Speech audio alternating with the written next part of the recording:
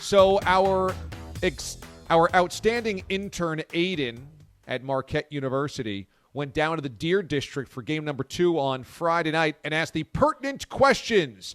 Here it is. Hooves up. This will be used for the radio. It's Bucks and Hawks here in the Eastern Conference Finals. Would you rather fight a deer with wings or a hawk with antlers? I think you got to go with the hawk. I think a deer is just too big. I mean, deers damage cars when you hit them going 50. Never heard of a hawk doing that. Hawk with antlers, man. That air to ground ratio is tough. Like, you give him two dynamics. A deer with wings has two dynamics, ground and air to attack you. A hawk with antlers, you can take. Well, they both can fly. I didn't think about that. Would you rather fight a deer with wings or a hawk with antlers? A deer with wings, either way. They got horns. I'm sorry, they got horns, man. They got horns. Technically, they're antlers. They're horns. No, we're gonna mess people up, man, with these horns or antlers, whatever you want to say. How can the Bucks throw cold water on Trae Young? A lot of middle fingers, a lot of booze. Got a comment on his receding hairline at 23. It's not good. He weighs about 150. Hit the gym. He's an ice tray, but there's always ways to defend against an ice tray. How should the Bucks throw cold water on Trae Young? Not leave him in single coverage. Cold water right there. In buckets, heavy buckets of Miller Lite pitchers. I think they should hide it in their pants. Little cold water gun type situation, like small. I like water guns, little baby water guns. Little small baby water guns, and just kind of pull it out like pew pew pew. Yeah. Cold water, blah. Is this a great place for single people? Yes, sir. I'm single myself, and I see lots of pretty folks here, so I think it's a great place for single people. Maybe I'll find my soulmate here tonight. We'll see. You've gotten several numbers. I do have some random people in my phone right now that I met down here. We will never speak again. This man's not single. Could be tonight. I'd be single for a Bucks win, I'll tell you that. Need this one, boys. Hell yeah, we're all single tonight, baby. Let's go. Oh, hell yeah.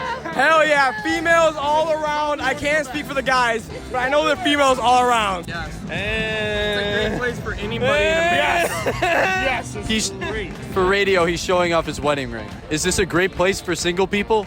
Sure. Yes, because you can say, oh, hey, dear. Oh dear is an all-time. Oh, dear is better.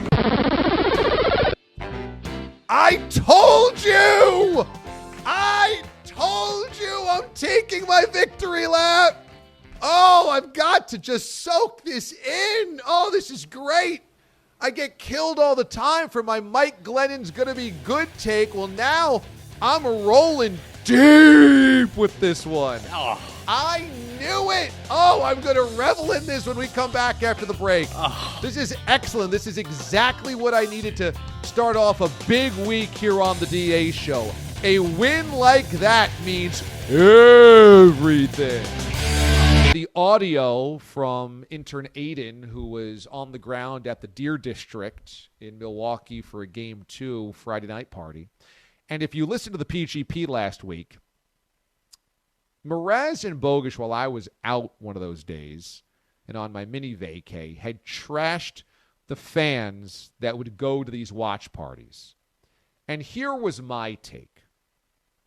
If people are having fun and they're happy and they're not hurting anybody else, why should you crap on them? And this is such a common practice with Mraz, to just take something that somebody else likes, enjoys, is happy with, and tell them, you're stupid.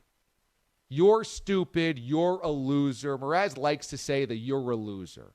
If this is, you must be a loser. Let me tell you, you're a loser. Take a lap. Take a hike. You're a loser. These are things in Mraz's verbiage and lexicon constantly. So I didn't even hear this take until we were talking about it at the PGP, that both Bogues and Mraz were crushing these Bucks fans that happened to show up downtown Milwaukee in the middle of the summer for these conference playoff watch parties. And I was like, number one, almost all of them, if you pulled them afterwards, would say, I had a great time. So who is it for anybody to judge that? Mraz insisted, well, these aren't real fans. You can't pay attention to it. You're a bandwagon fan. And I'm like, if they're having a good time, who cares? Number two, I said, if you are a young person, you've been locked up in your apartment or your house during the pandemic. It's the middle of the summer, so it's the 1 out of 3 months a year you can actually be outside and enjoy your time outside. And you're locked up, you want to get out, and this is a great place to meet people. This is a great place to meet other single people. Mraz poo-pooed it. Oh, are you kidding me? There's no single women that go to these things. There's no single women that go to these. And I said, there is. There absolutely is. And we got into this big conversation on the PGP, and Mraz dismissed my take again. And here is Aidan going to the Deer District and actually asking men and women on the ground, boots on the ground, is this a good place to meet people, to meet single people? And you just heard like 6 or 7 different voices in that clip last hour say yes. And it's both male and female. What we do as married men is we think, well, I mean, nobody else is having a good time because we're not having a good time anymore. Since we're not single, nobody else should be having a good time. Thinking, oh, single women don't go to sporting events because that would be too awesome. I can't even fathom that. Meantime, that stuff is happening all the time. Let me tell you, in the state of Wisconsin, go to the state of Wisconsin, go to a Brewers game, a Packers game, a Badgers game, a Bucks game, and look around. It's 50% women.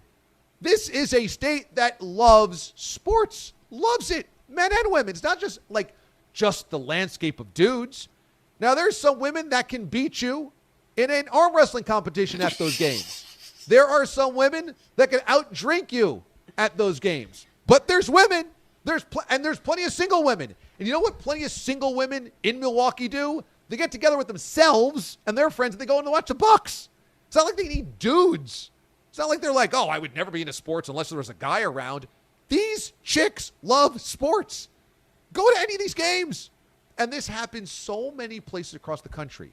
You think in Boston, girls are only into the Red Sox or the Patriots because their boyfriend's into it? Are you kidding?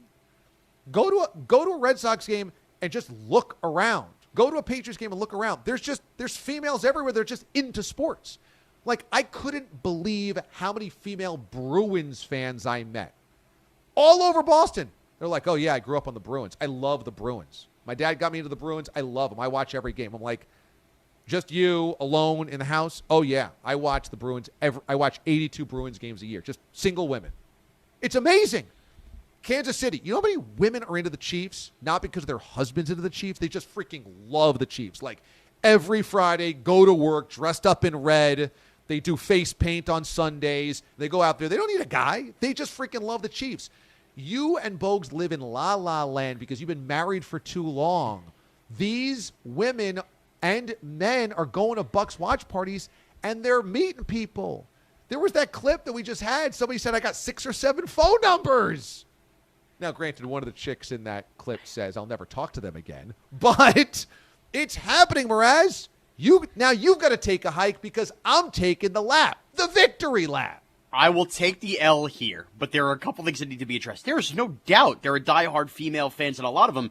In fact, I have 2 sisters who might be bigger New York Rangers fans than I am. That's how much they love it. So I am well aware of the female fandom. But I think your diehard Bucks female fans aren't, again, standing outside with a million people. These are single people looking to meet. I was dead wrong. I thought it'd be a bunch of dudes slugging kielbasi. Now, I would like to see the video from Aidan because I have a feeling Dave Gettleman might have liked what he saw in the scouting report. Felt like sounded like a lot of hog mollies there. You can't say that. 2 5s equal a 10. I understand. Maybe they weren't the most beautiful single women, but the single women nonetheless with single dudes out there, not the most beautiful dudes either.